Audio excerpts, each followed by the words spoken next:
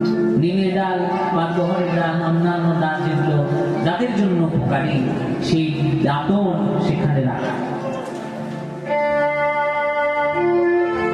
আর ভক্তরা কি করে সেখানে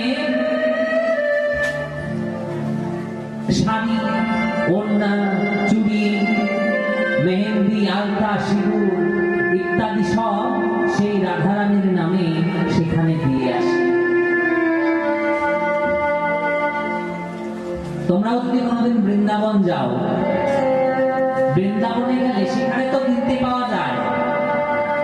নিধিবনে প্রবেশ করলেই ওই পাশেই ওই দোকানদারেরা সব সাজিয়ে বসে থাকে দেওয়ার জন্য, কিন্তু তোমরা বাড়ি থেকে নিয়ে যাবে।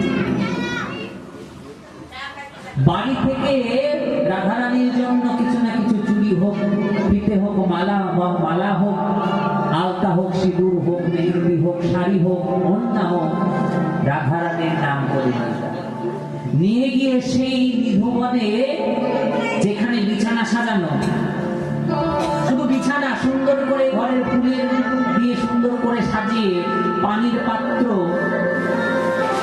তাম্বুল এবং দাঁতন সুন্দর করে পাশে রেখে দিয়েছে, আর সমস্ত ভক্তদের সমস্ত জিনিস প্রসাদ আদি সব সাজিয়ে দিয়েছে। সবাই যখন এগুলো থয়, এগুলো রেখে সবাই বাইরে বেরিয়ে আসে এবং মন্দির বাইরে থেকে তালা দিয়ে দেওয়া হয়।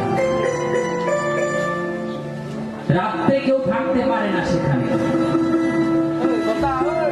কারণ